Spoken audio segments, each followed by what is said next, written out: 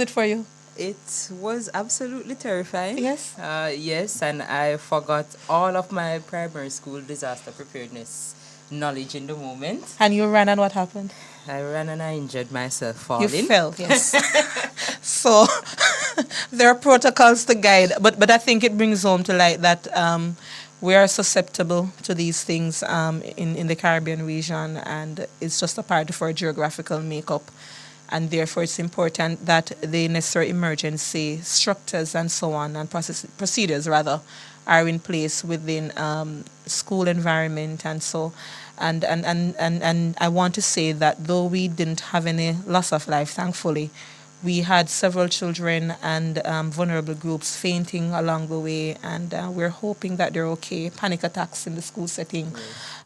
So we're happy that no lives were lost. I want to reemphasize and reiterate, but we send our thoughts out to those who were affected and those who were fearful.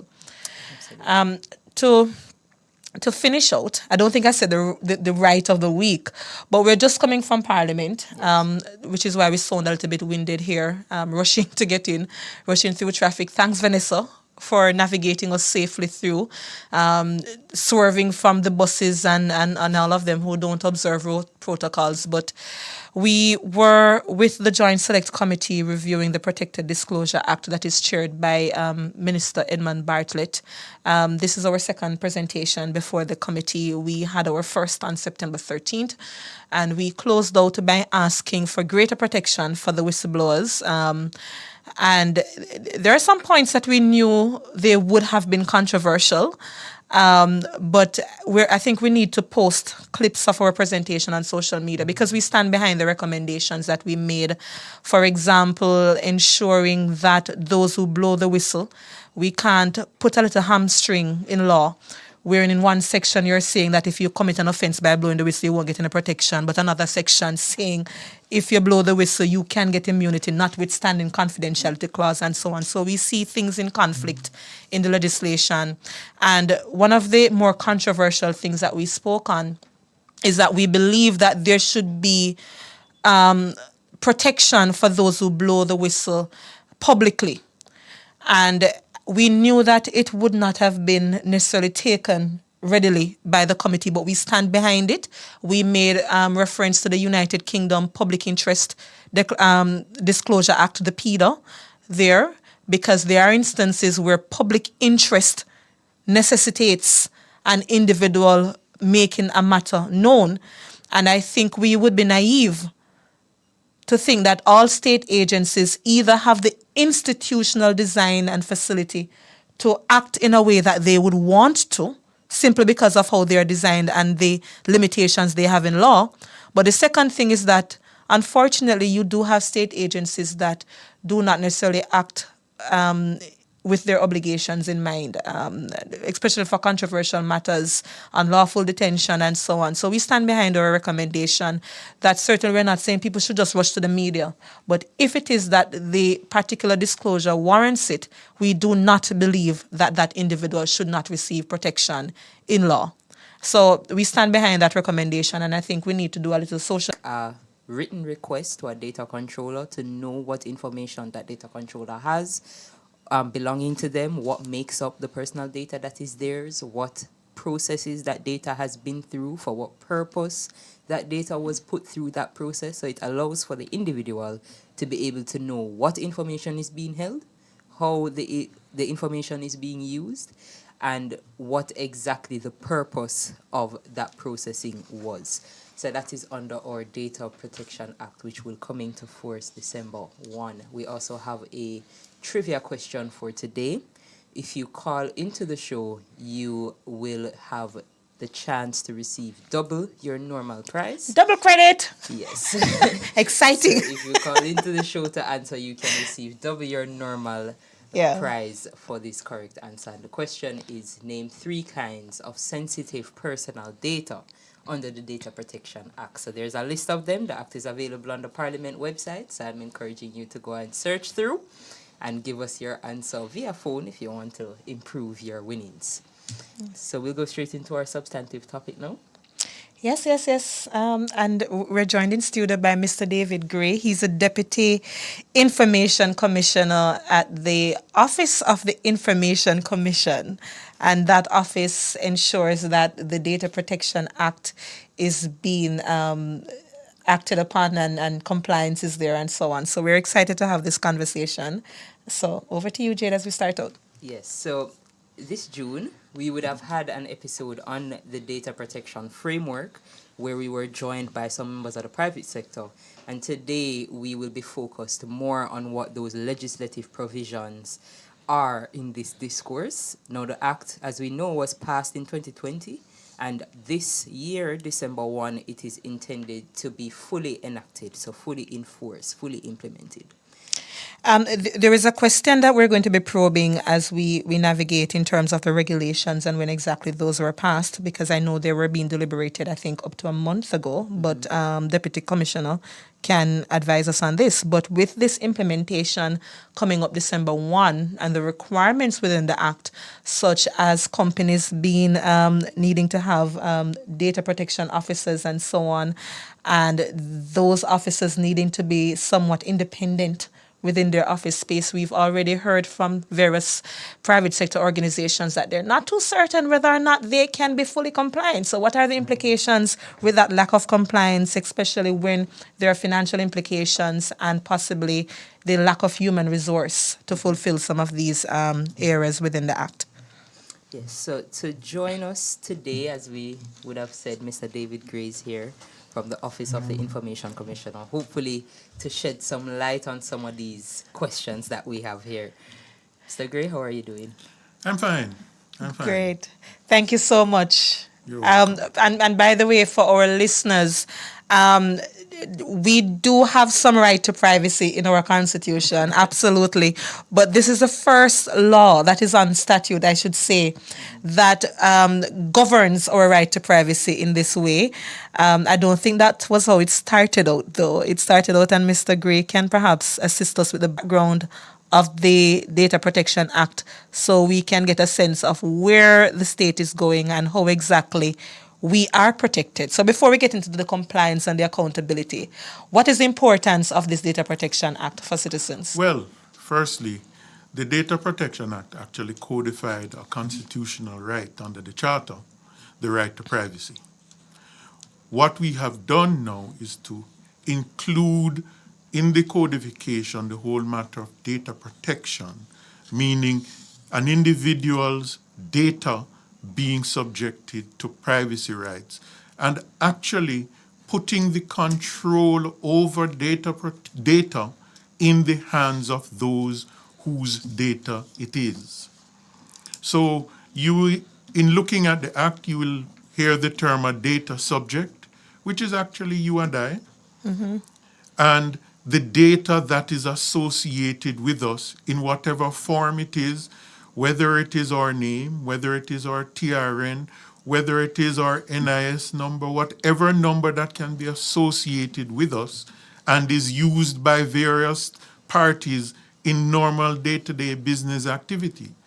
As your initial prompt showed, all of us, so that we can manage our personal affairs and our likeness in this social sphere. Yes. And that we have control over it.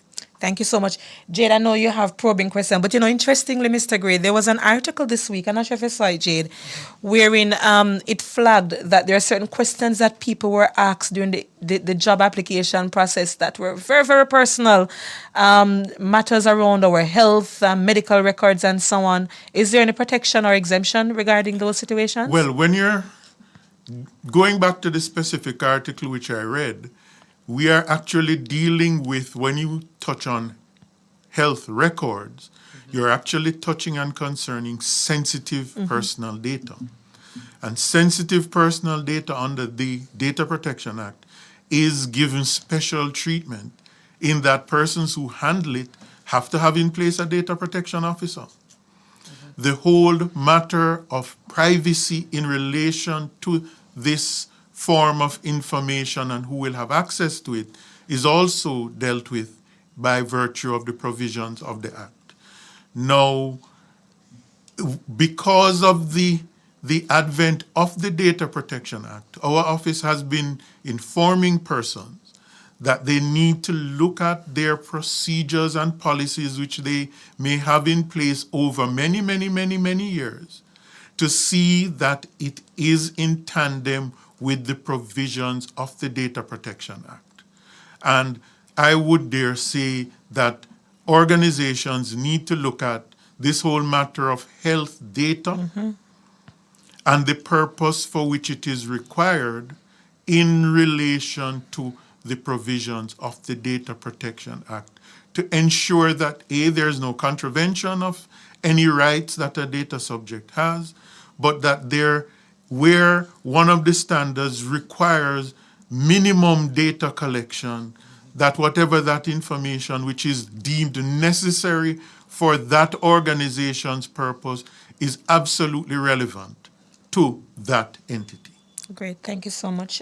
We're up on a break, but Jade will jump right back in when we return on the accountability areas. We take the break. At Guardian General, we believe you can keep driving on the road without driving up your insurance premium. Simply because our third-party policies are made to fit your pocket perfectly and give you peace of mind. Plus, you get extra benefits such as windscreen coverage and further discounts when you pay your premium in full.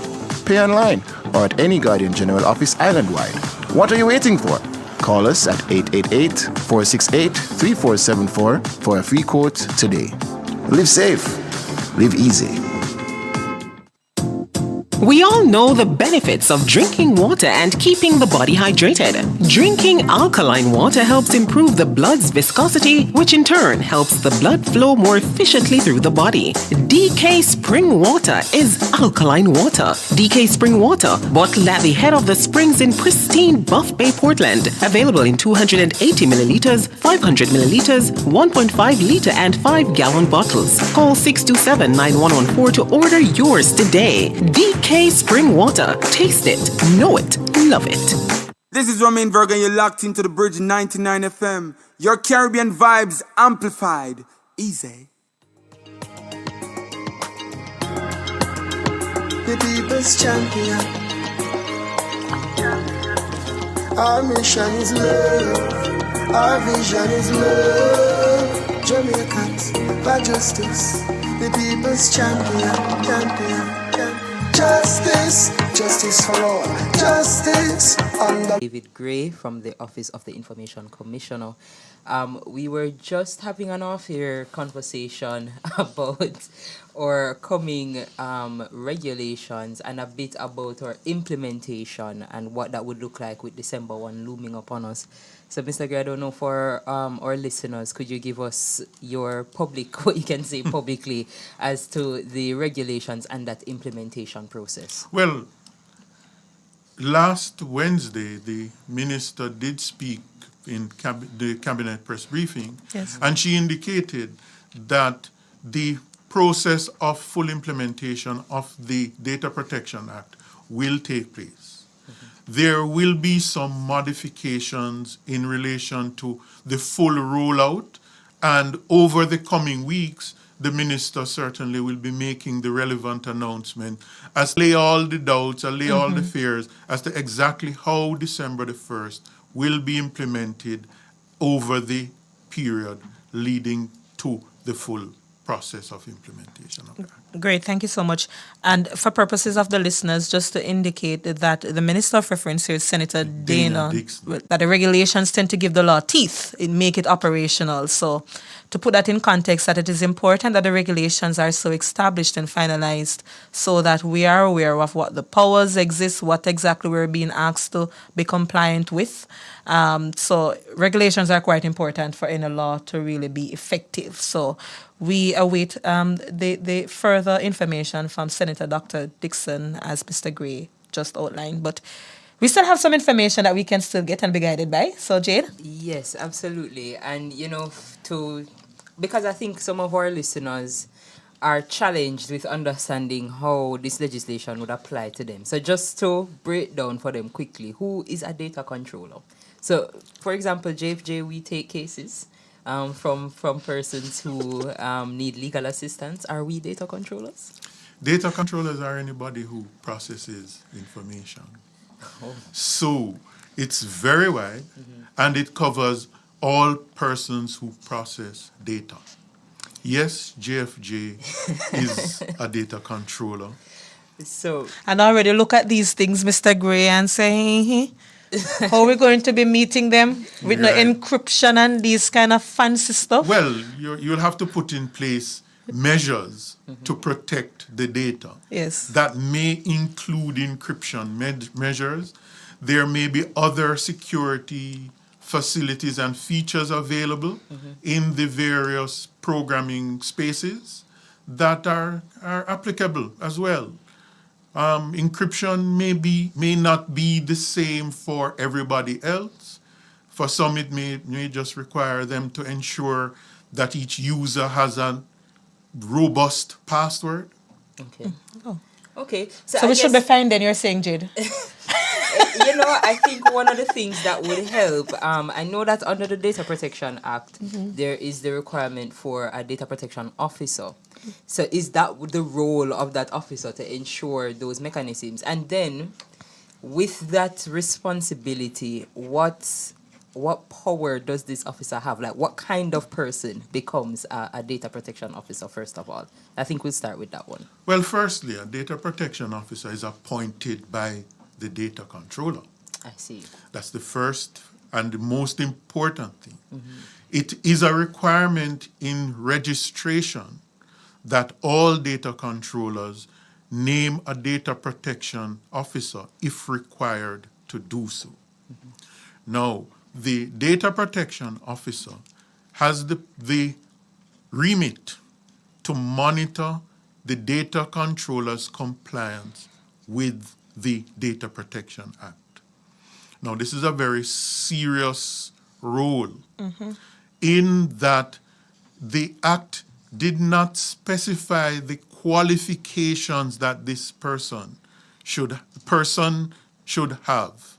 But what it did specify is that in the role of the data protection officer, there must be no conflict of interest in relation to any other role that person may carry out. Now, what it means is that in monitoring, the data protection officer will ensure, one, they're liaising with the Office of the Information Commissioner to look at where there may be any doubts or misgivings in relation to the provisions of the statute itself and seeking clarity. They may also receive complaints from the general public or data subjects who may interact with the respective data controller. And in that regard, the data protection officer will want to ensure that whatever matter is brought to attention is addressed by the data controller, bearing in mind the rights and responsibilities afforded under the Act to the respective data subject. Where a data controller may not have managed or responded to a data subject, the data protection officer will also seek to advise the data controller that you need to respond, and if there is any failure on the part of the data controller to respond, to bring to the attention of the Information Commissioner those gaps so that the office can utilize the powers afforded to it to seek to have the matters that have arisen successfully dealt with. Thank you so much, Mr. Gray. When we first read the data protection bill, and let me start by saying that JFJ supports the Data Protection Act for the most part, but we are concerned, and maybe you can guide us through to allay some of the fears if you could. When you have agencies, because of the expectations of the data protection officer, I said somewhat independent because we can't be conflating their duties as you outlined with some errors. It suggests that I almost, if JFJ is to be deemed as a data controller, as a little NGO, where I'm already going through pains of retaining staff, it seems now I may have to get a data protection officer. Is that recommended, or could persons so identify an individual within the office that substantively and substantially could take on some of those roles? Or is the recommendation that such a position is newly hired? What would be the recommendation coming from the office? Well, when you look at the particular circumstances of various entities, the first thing that we need to ensure is looking at the data that you process. Is it one that is required for you to have a data protection officer?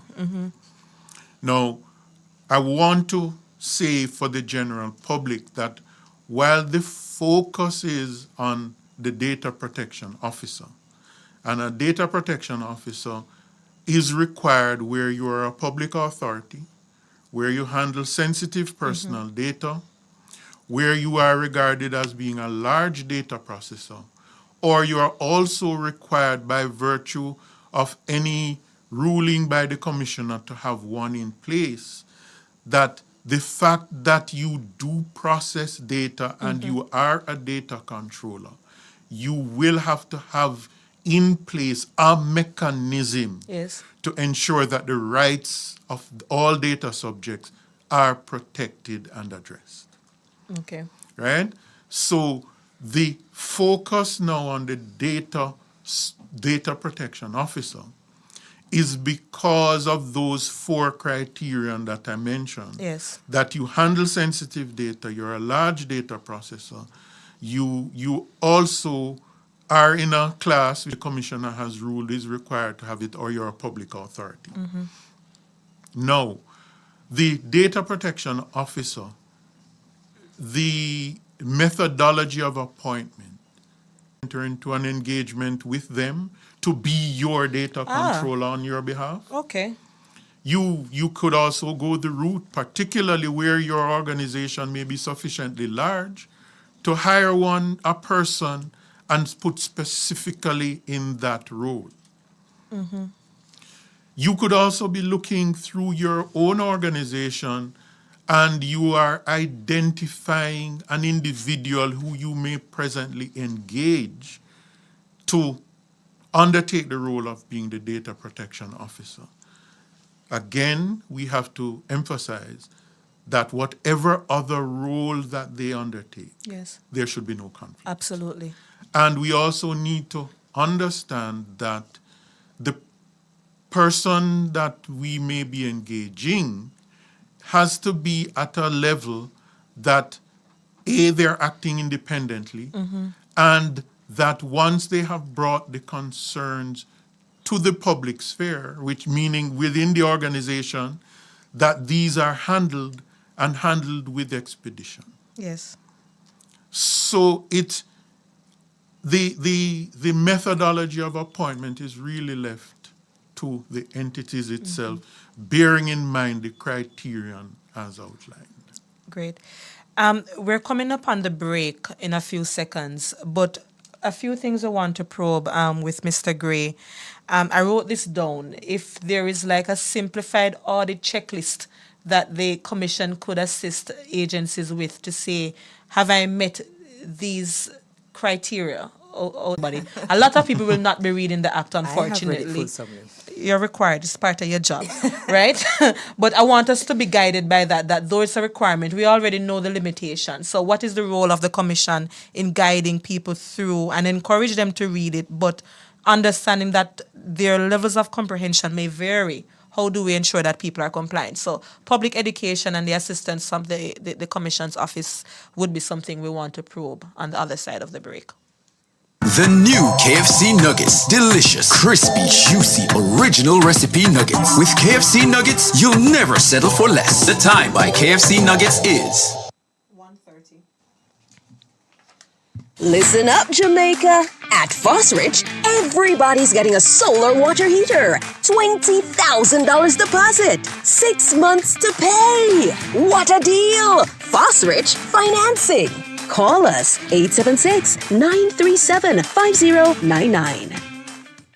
KFC, news flash, everybody hear this. KFC bringing you the brand new nuggets. Nip it, bite it, enjoy it. Laid with real chicken, there's no other like this. It's a game changer. This is what we want. Choose the original recipe flavor. Tastes so good. KFC finger licking good. Brand new nugget. The new KFC Nuggets. Delicious, crispy, juicy, original recipe nuggets made with 100% white meat. With KFC Nuggets, you'll never settle for less. KFC, the real nuggets. It's finger-licking good.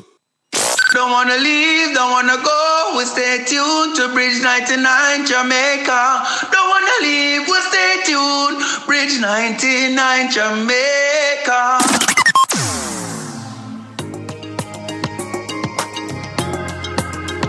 The people's champion. Our mission is love. Our vision is love. Jamaicans for justice. Welcome back to Let's Talk Justice. We are navigating our data protection landscape with Mr. David Gray, our Deputy Information Commissioner.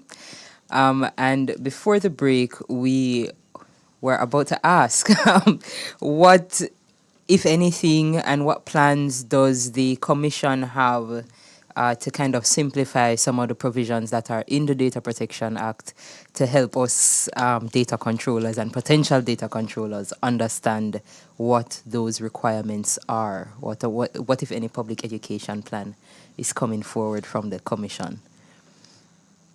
Mr. Gray?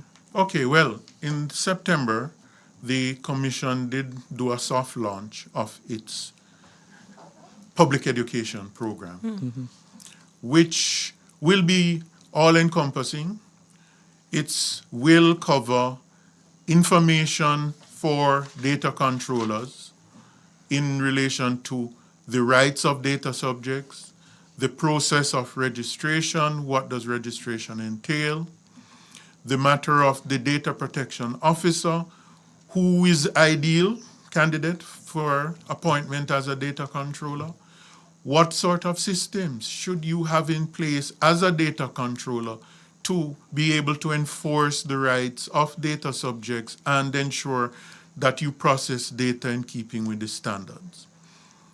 The office also has been engaged on a bi-weekly basis, publications in our daily press.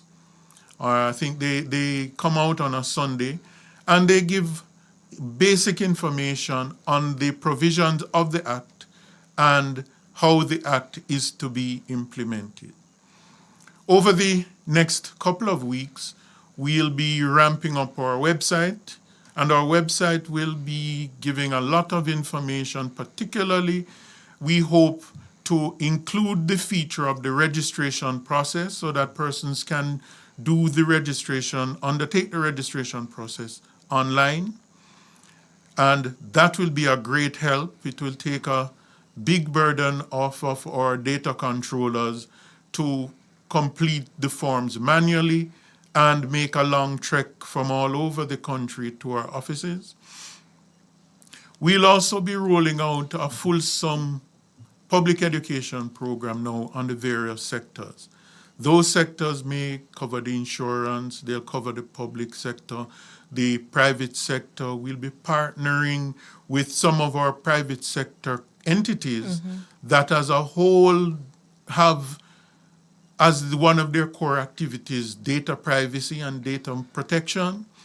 And we'll be targeting certain sectors, the health sector, the credit unions. We've done a little intervention with the credit unions already, the financial sector, to have all of at least our major publics aware of the provisions of the Act and having all the requirements that the Act has set out in place to protect the rights of our data subject. This will, over time now, trickle down to the total population because, as you've quite rightly pointed out, registration is not only for the large entities, but will cover those small business persons who also process data.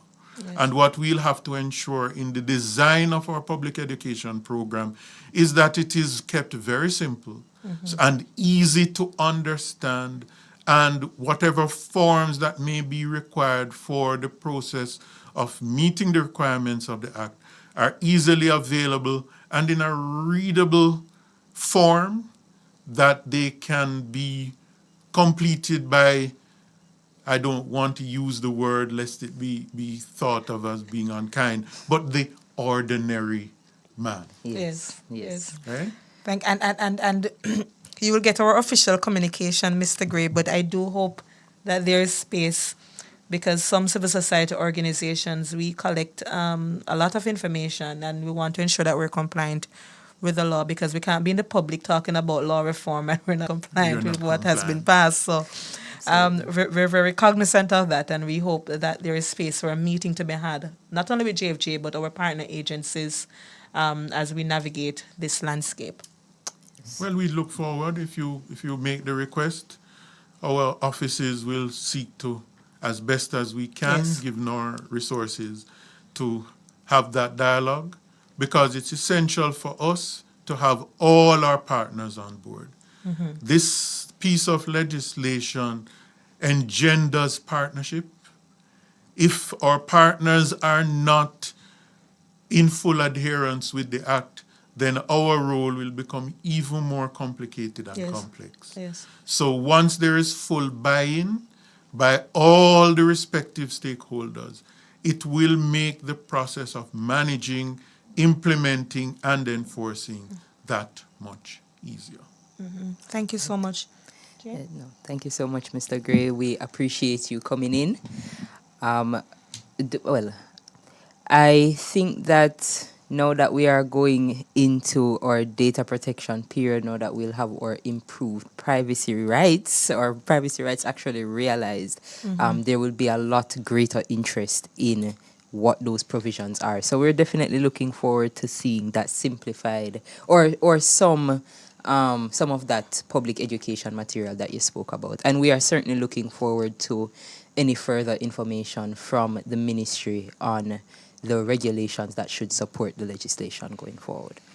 And I want to add something to the conversation as we close out. When the NIRA, the National Identification Registration Act, commonly referred to as NIDS, was being contemplated, one of the things my predecessor, Roger Malcolm, and others who had reviewed that act at the time had called for was for a delay in NIDS coming into effect until the Data Protection Act is so commenced, because we recognize when any state agency or any public body or private entity, rather anybody at all, is collecting sensitive information about the core of our being, we have to ensure that those privacy rights are adhered to and respected. So we do acknowledge that the government had recognized this caution, and they so respected and agreed to it. So we're happy that the Data Protection Act is coming into effect soon. And as Jade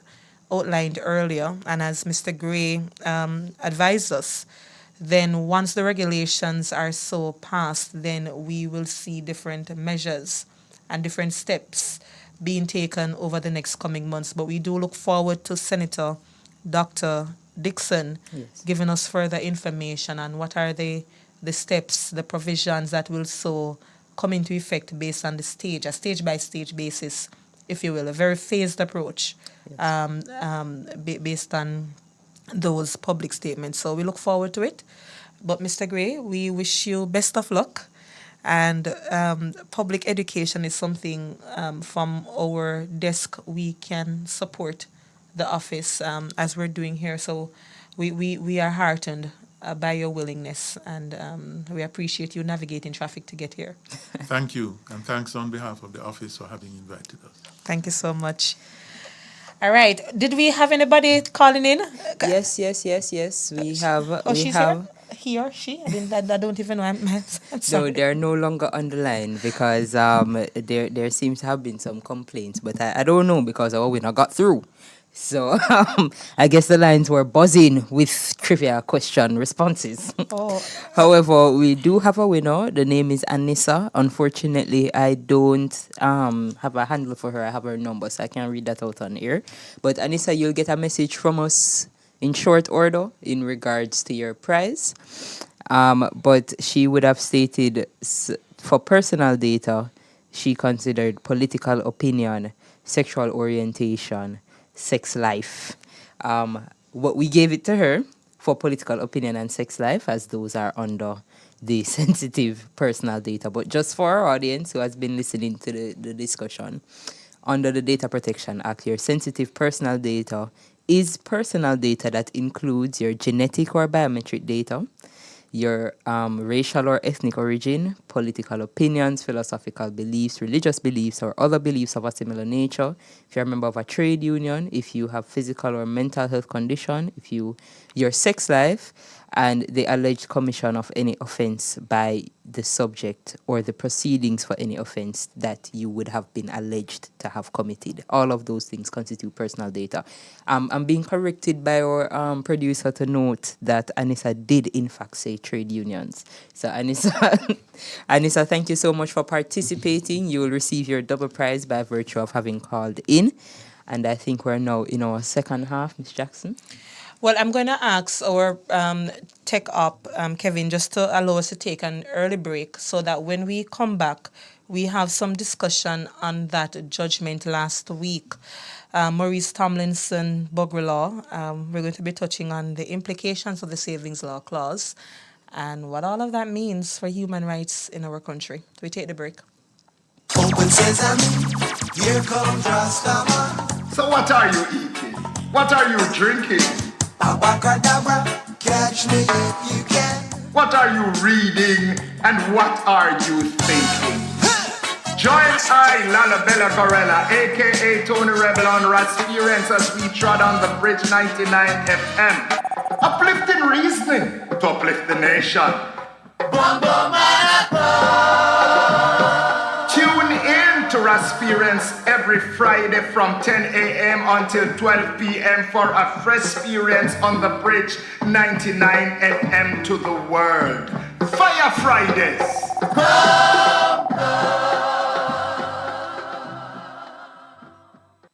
Hi, I'm Ronald Thwaites, and I'm the host of The Public Eye and The Open Mind on the Bridge 99 and Irie Jam in the tri-state area. This program will tell you the truth about life backyard. Fair, open talk. No gossip, no slander. We want to listen to your concerns. Also want to help you with your problems in JA. We at The Bridge rate you and affirm our oneness as citizens of this blessed land we love. So join us now on Wednesdays on The Bridge, crossing the waters, linking Jamaicans and Jamaican lovers everywhere. Yo, dancehall can't start when the money must shut the content. Right. Introducing the Bridge 99 FM Dance Hall Chart Show. I are the one and they are what? All about our weekly top 10 music countdown, our Bridge Spotlight featuring artists and music producers, and our chat with the Bridge Jocks and music director.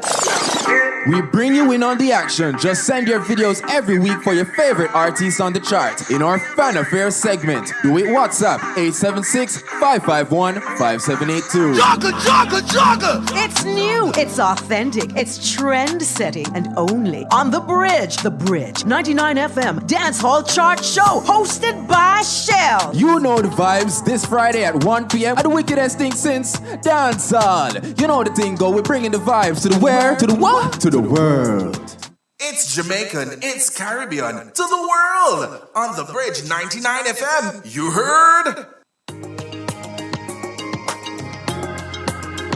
The people's champion. Our mission is love. Our vision is love. Jamaicans for justice. The people's champion. Well, welcome back to Let's Start Justice.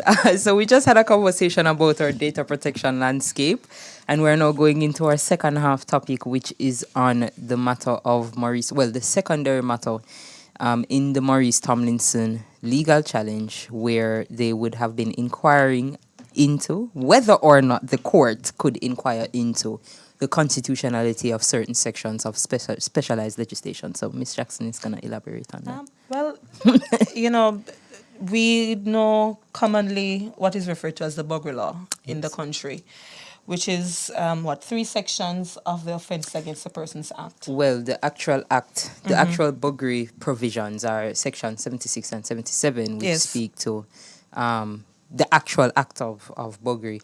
However, section 79 goes further to criminalize what it calls it gross indecency, but to criminalize certain actions between two men that are not buggery, simply affectionate actions possibly are criminalized under that section.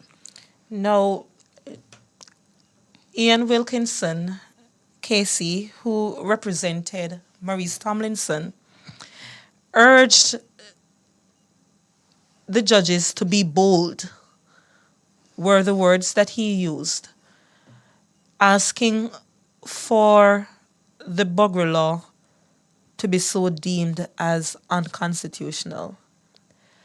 And though we weren't entirely surprised by the ruling, I personally can't help but feel somewhat disappointed. I don't know if you can be disappointed by something you weren't surprised. But you can't help feel disappointed because you see the implications of the Buggery Law being retained. And we've articulated before that when we gained independence as a country, we had what was called the General Savings Law Clause, which helped us as a newly independent nation to transition from the colonial powers that had oversight, if you will, of our governance structure. As an independent country, it was a transitionary clause as we look at how we want our laws and governance framework to be. That was the purpose of the Savings Law Clause. It wasn't intended to retain what I can deem as state discrimination. Now, when our government was reviewing the Charter of Fundamental Rights and Freedoms, they removed the General Savings Law Clause and they had what we now call the Special Savings Law Clauses, which speaks to buggery not being able to be constitutionally challenged, matters of abortion. It speaks to sexual offences, matters of abortion, and obscene publication. Yes, which has implications for death penalty as well. Yes. In other countries, it varies, and I use the example of Trinidad because we saw where there was a challenge recently, which was not successful. It was challenging sedition in that country. Yes. Now, the judges are correct on the matter of what is in the law. The letter of the law is correct in this regard. Yeah? Yes. They're simply saying the Savings Law Clause prevents the court, the Constitutional Court, from inquiring into the constitutionality of these provisions. But who the interested parties are very interesting to me. Indeed. The churches. And Justice Batt quoted Barack Obama, and he said, "What our deliberate pluralistic democracy does demand is that the religiously motivated translate their concerns into universal rather than religion-specific values. It requires that their proposals be subject to argument and amenable to reason." And while Justice Batts recognized that it is not within the remit of the court to act in that regard, and he rightly said that Parliament must act, but he also spoke to the importance of separation of church and state. Yes. And I found it to be quite instructive. Because at some point, we must recognize how the retention of the Buggery Law and how we are when it comes to religious views having significant implications and consequence for minority groups in this country. Now, the politically correct thing to do for most civil society organizations is to speak on buggery from the place of its implications for sexual offenses specific to rape being defined in law. We understand it. We stand behind it. We have articulated it.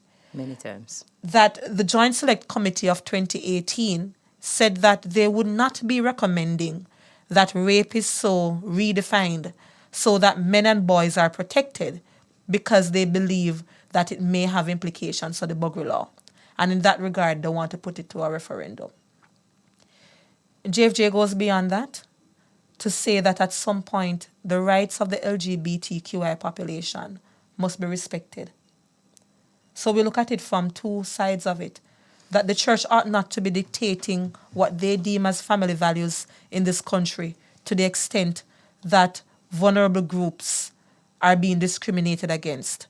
Or you find that you see the headline, a child is buggered, but the perpetrator can only serve a maximum of 10 years. I think it's an injustice that ought to be corrected by Parliament. You know, I just wanted to add a little bit of context for persons, because I think especially when we do our public education around this recommendation, yes, persons are surprised to find that these sections apply no matter where you are. Mm-hmm. If you are in your home with all the doors and windows locked, and a police officer has information that you are in that home performing or partaking in buggery with any partner, because this is even outside of the LGBT community. But I was about to ask her, who is the you? With Because any partner. So if it is you heterosexual, and your wife yes, engaging in buggery in your home, Mhm. that gives the police permission to enter your home without a warrant, to search you and arrest you and your wife, and they would have seen that offense in plain view. So it is proven. Mhm. And that is immediately your 10-year sentence, depending on the court, of course, but your maximum sentence would be that 10 years. That is in the privacy of your home. And we're talking about right to privacy in this conversation here. Absolutely. So as we even spoke about the Data Protection Act and it codifying that right to private home and private information and private communication, we are still in this contradictory phase of having these provisions that simply disregard that privacy. And we have specific provisions that deal with public indecency. We have provisions that deal with if you were performing this action in the street, for any person who would be performing any sort of sexual action in the street. So the concern is to police what is happening in the private homes of persons, and that cannot be where our legislative thought is at this time in our history and in our future. Well, I'm going to borrow Casey's urge that he made, or urgings that he made to the judges, wherein I'm urging the parliamentarians to be bold. Let human rights actually mean something. We cannot subject people to the views of the majority, to the discriminatory actions of the majority, where we fail to protect people's right to choose, people's right to be, as well as fail to protect our men and our boys in particular. So we want to make that urging, because as we outlined earlier, moving it out of the conversation of buggery, the savings law clauses do have implications for abortion. When we explain to a vulnerable woman that if it is, for example, you were raped, or if you realize that, listen, based on a decision that I took in the moment, a consequence is that I'm now pregnant, but I have my right to choose. I do not want to carry a child to full term. That you will get life imprisonment.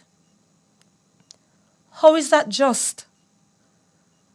When you tell a doctor that, be guided by a policy that really no longer exists, that you can get life imprisonment, how is that a just society? I want us to think on these things as a country and think beyond what we have been taught. That you don't have to do the action if you don't believe in it. But the law must recognize persons' freedom to choose and do what they must if a particular circumstance affects them. I do not believe any church group should be policing my rights or my parliamentarians whom I have voted for to act in my best interest has subverted my rights to a special interest group. I reject it completely. And I would ask again, parliamentarians to be bold, but our citizens to recognize the implications of these pieces of legislation, the savings law clause, and call for it to be repealed in its entirety. In 2023, we should not be having this conversation in the country. Interestingly enough, the United Kingdom that we borrowed our laws from, you need to go and ask what they have done with it. Have you seen their coverage of the result of our matter? No, I didn't. Oh, it's poor. Their perception of us is that we are so far behind. That we are trying so hard to maintain something that we've inherited from a country that now sees us as backwards for trying to maintain it. But you know what I find instructive? I look at how people view other countries like a Cuba. Yes. You need to go and check out Cuba's law on issues such as these and corporal punishment and so on. Yes. Far ahead. Quite than far. A country that claims to be a liberal democratic one. Food for thought. Indeed. Well, all right. Oh, we announced the winner? Yes, we did announce our winner. Oh, we have a couple things to make, to announce for JFJ. I had much more to say, Jay, but I was there giving her the time to announce the winner, but apparently we already did. Yes, we did, ma'am. All right, couple things to announce. For the 25 days of activism. I thought it was 16. Oh, 16. Yeah. What am I thinking? I'm thinking about our 25th anniversary. Thinking about our 25th. All right. You see, I'm really getting all the gray hairs and so on, getting the best of me.